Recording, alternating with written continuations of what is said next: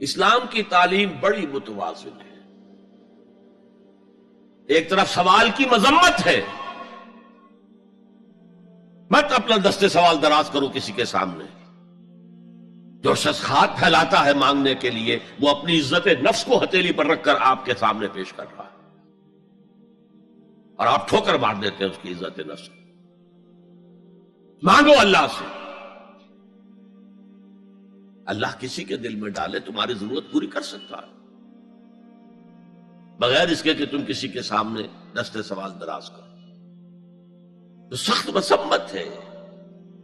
اور خاص طور پر بیگری جو ایک انسٹیٹیوشن بن گیا ہے، ایک پیشہ بن گیا ہے، وہ تو اسلام کی تعلیمات کے منافی ہے. اور جس طرح کی ہم خیرات بانٹتے ہیں، 5 روپے کا نوٹ دے رہے ہیں مانگنے والوں کو، مسجدوں کے باہر سمجھ رہے ہیں ہم نے حاتم طائی کی خبر کو لات مار دی، حالانکہ حقیقت میں آپ انسٹیٹیوشن آف بیگری کو سپورٹ کر رہے ہیں.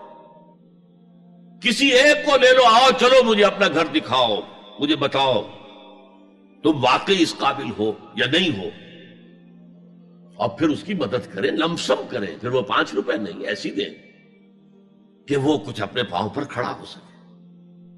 میں نے 1 روپیہ نہیں کہا، یہ کہ 1 روپیہ تو اب کوئی شے نہیں رہی، لیکن یہ کہ 5 روپے کا نوٹ بھی آپ نے تقسیم کرنے شروع کر دیے، یہ کیا ہے؟ والسائلین وفی الرقاب. لیکن دوسری طرف سائل کو جھڑکنا نہیں ہے. اما السائل فلا تنہر، جھڑکو نہیں.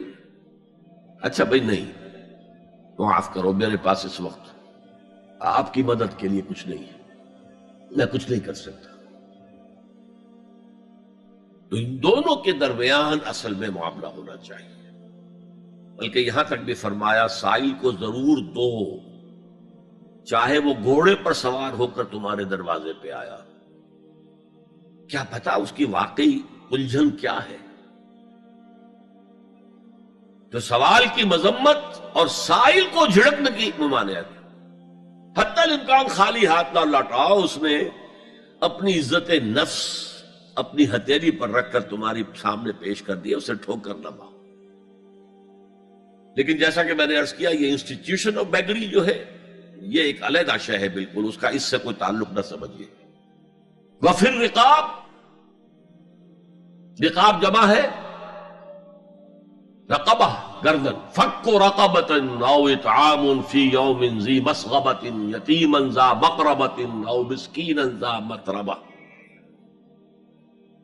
فک رقبۃ، کسی کی گردن چھڑا دینا. اس وقت سب سے بڑی اپلیکیشن اس کی تھی غلاموں کو، کنیزوں کو اپنے پیسے سے خرید کر آزاد کر دینا. بہت بڑی نیکی، بہت بڑی نیکی. اور حضرت ابو بکر رضی اللہ تعالیٰ عنہ کے دفتر فضائل میں سب سے اونچا کام یہ ہے کہ جن غلاموں کو اور جن کنیزوں کو ستایا جا رہا تھا، دیئر اونرز، دیئر ماسٹرز، ان کے آقا کو حق حاصل تھا، جو چاہے کریں ان کے ساتھ، قتل کرنے کوئی پوچھنے والا نہیں ہے. میں پہلے بھی عرض کر چکا ہوں، میری ملکیت ہے، جیسے میری بکری میری ملکیت ہے، میں نے اس کو ذبح کیا، گوشت کھا لیا، تم کون ہوتے ہو پوچھنے والے؟ میرا غلام تھا، میں نے قتل کر دیا، تم کون ہو پوچھنے والے؟ ان کو حضرت ابو بکر نے خرید کر آزاد کیا اور منہ مانگے دام دیے. حضرت بلال کے لیے امیہ ابن خلف نے اتنی بڑی رقم مانگی، حضرت ابو بکر نے کہا ٹھیک ہے لو.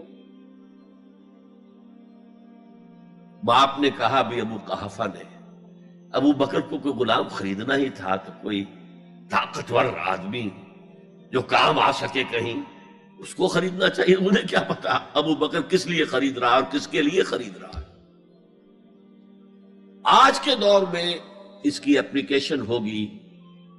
کوئی شخص جو ہے اگر قرض میں اس طرح جکڑا جائے کہ لاکھ ہاتھ پاؤں مارے نکل نہیں سکتا،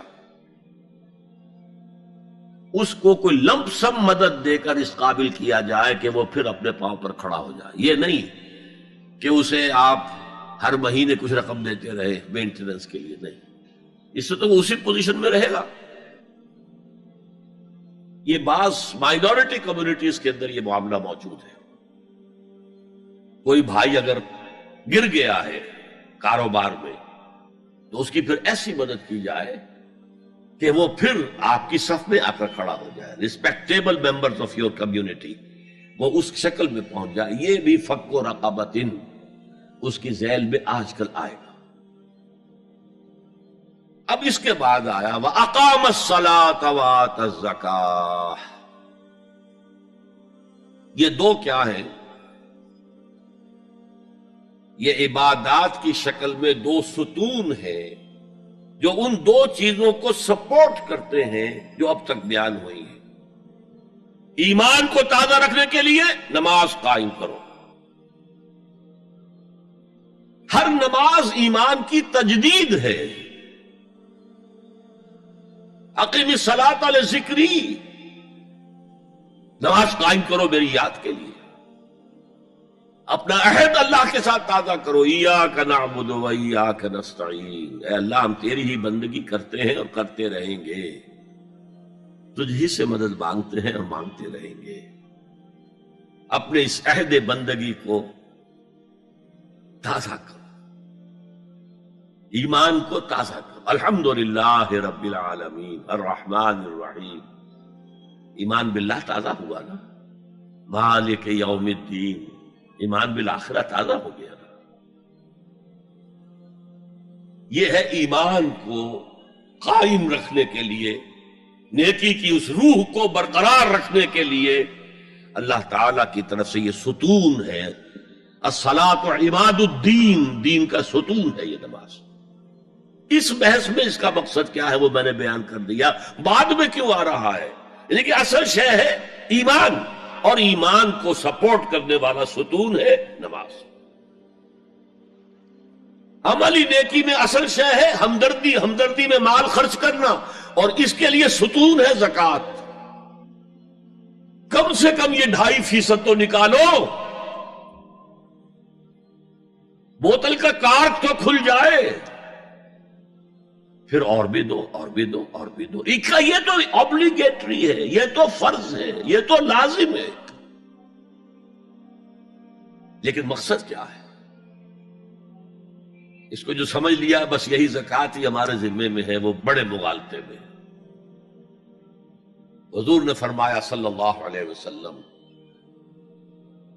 ان فی المال حقا سوى الزکوٰۃ. اے مسلمانوں یہ نہ سمجھنا کہ بس زکوٰۃ ادا کر دی تو تمہارے مال کا سارا حق ادا ہو گیا.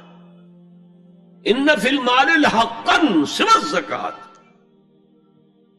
تمہارے اموال میں حق ہے اللہ کا زکوٰۃ کے علاوہ بھی. اور پھر آپ نے یہ آیت پڑھی وَآتَى الْمَالَ عَلَىٰ حُبِّهِ ذَوِي الْقُرْبَىٰ وَالْيَتَامَىٰ وَالْمَسَاكِينَ وَابْنَ السَّبِيلِ وَالسَّائِلِينَ وَفِي الرِّقَابِ وَأَقَامَ الصَّلَاةَ وَآتَى الزَّكَاةَ. یہاں آتا زکوٰۃ تو ہے ہی ہے، اس سے پہلے جو آ رہا ہے یہ سرپلس ہے، اس سے آگے کی بات ہے، یہ ایڈیشنل ہے. اسی لیے جب انفقوا انفقوا انفقوا انفقوا انفقوا کی جو تکرار ہوتی ہے قرآن مجید میں،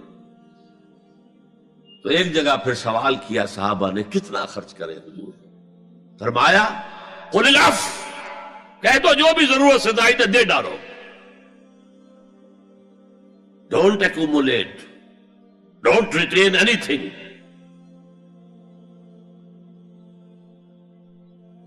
ایک بات آپ سے کہوں، آپ کچھ چونک جائیں گے. حضور نے کبھی زکوٰۃ دی؟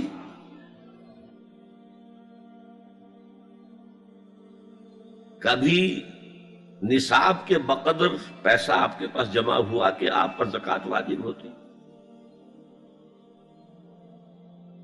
ایسی عجیب بات ہے. ارکان دین میں سے ایک رکن سرے سے غائب. کبھی آپ نے مال رکھا ہی نہیں. حضور کا اسوہ ہم جانتے ہیں، مسواک کر لی ہے، پانچے جو ہے ٹخنے سے اوپر کر لیے ہیں، یہ اسوہ ہے. ہاں ہے، یہ بھی ہے، ٹھیک ہے، سنت ہے. اسوہ تو یہ ہے. اور صرف آپ کا نہیں، جنہیں ہم کہتے ہیں فقراء صحابہ، ابو ہریرہ، ابو ذر، سلمان فارسی، علی رضی اللہ تعالی عنہ اجمعین، یہ فقراء صحابہ میں سے تھے. کبھی کچھ نہیں رکھا اپنے پاس. میں نے بتایا تھا آپ کو شاید کہ حضرت علی کی جب شادی ہو رہی تھی حضرت فاطمہ سے، کوئی مکان تھا ہی نہیں، کہاں لے کے جائیں؟ ایک انصاری نے ایک حجرہ دیا ہے اپنے مکان کا، اس میں حضرت فاطمہ ودا ہو کر گئی. He didn't have any home. ابو ذر وہ تو دوسری انتہا کو چلے گئے تھے. قانون یہی ہے، حلال سے کماؤ، اگر ایک حد سے آگے بڑھ جائے تو زکات دے دو، باقی تمہارے اختیار میں ہے، دینا چاہو دو، نہ دینا چاہو رکھو اپنے پاس. قانون اس سے زیادہ آپ کو پابند نہیں کرے گا. کبھی بھی آپ نے جبر نہیں کیا، ایمرجنسی میں بھی جبر نہیں کیا. ایک واقعہ آتا ہے کہ حضور کو کئی وقت کا فاقہ تھا. تھوڑی دیر کے بعد حضرت ابو بکر آئے، آپ نے چہرے سے پہچان لیا کہ فاقے سے. پھر حضرت عمر آئے، پہچان لیا کہ فاقے سے. شاید حضور خود اپنے لیے نہ اٹھتے نہ جاتے، اپنے دونوں ساتھیوں کو لے کر ایک انصاری کے باغ میں پہنچ گئے. انصاری کی عید ہو گئی، فوراً لا کر اس نے کچھ کھجوریں کچھ انگوروں کے گوشے رکھے. اس کے بعد وہ دوڑا چھری لے کر کسی جانور کو ذبح کرنے کے لیے. یہ ساری تفسیریں میں کیا بتا رہا ہوں. مال یہ نہیں تھا کہ مدینے میں سبھی فاقے سے تھے، موجود تھے جن کے پاس مال تھا، لیکن جبرن آپ نے کسی سے کچھ نہیں لیا. جب وہ چھری لے کر چلا، فرمایا دیکھنا کسی دودھ والے جانور کو نہ ذبح کرنا. بہرحال کچھ دیر کے بعد وہ گوشت پکا کر لایا، روٹیاں رکھی. اس کے بعد حضور نے ایک روٹی پر چند بوٹیاں رکھ کر کہا یہ عائشہ کو دے آؤ، اسے بھی کئی وقت کا فاقہ ہے. اور پھر حضرت عمر کی طرف رخ کر کے کہا عمر یہ ہیں وہ نعمتیں جس کا حساب دینا پڑے گا اللہ کے ہاں. وَأَمَّا بِنِعْمَةِ رَبِّكَ فَحَدِّثْ، اور یہ جو فرمایا گیا الہاکم التکاثر میں نعمتوں کا حساب لیا جائے. وَلَا تُسْأَلُنَّ يَوْمَئِذٍ عَنِ النَّعِيمِ، فرمایا یہ نعمتیں ہیں. یہ ہے اصل میں انفاق کا معاملہ. آپ کے اس پر چھوڑ دیا گیا ہے. جتنا بھی آپ میں جذبہ ہے، جتنا بھی آخرت کا یقین ہے، اتنا ہی آپ پسند کریں گے کہ آخرت کے بینک میں جمع کرائیں، یہاں کے بینکوں میں کیوں جمع کرائیں. یہاں کتنا دے دیں گے آپ کو؟ 10%، 20%. وہاں 700% ملتا ہے. 700% نہیں، 7,000، 700 گنا. Why to keep it in these banks؟ حضرت مسیح کا جو پہاڑی کا واس بہت مشہور ہے، سرمن آف دا ماؤنٹ، بڑے پیارے الفاظ ہیں. میں آپ سے اپنا تاثر عرض کیے بغیر نہیں رہ سکتا. جہاں تک مواعظ کا تعلق ہے، جو حضرت مسیح کے مواعظ آئے ہیں ان سے اونچے واعظ کوئی ممکن نہیں. اسی میں یہ جملہ بھی ہے، دیکھو اپنا مال زمین پر جمع نہ کرو، جہاں چوری بھی ہوتی ہے ڈاکہ بھی پڑتا ہے، کیڑا بھی خراب کرتا ہے. آسمان پر جمع کرو جہاں نہ چوری کا اندیشہ، نہ ڈاکے کا خوف، نہ کیڑا خراب کر سکے. اس لیے کہ میں تم سے سچ کہتا ہوں کہ جہاں تمہارا مال ہوگا وہی تمہارا دل ہوگا. مال یہاں ہوگا تو دل اٹکا ہوا ہوگا، اور فرشتے اس طرح گھسیٹ کر کھینچیں گے آپ کی جان کو جیسے کہ سیخ پر سے کباب کھینچا جاتا ہے. اور اگر دل وہاں لگا ہوا ہے جس کے لاکھوں کروڑوں ڈالر سوئس بینکس میں جمع ہیں، اسے کہا جائے نکل جاؤ پاکستان سے، اسے کوئی تکلیف ہوگی؟ نکل جاؤ فلاں ملک سے، ملک بدل کرتے تو کیا تکلیف؟ میرے بینک کے اندر پیسے ہیں.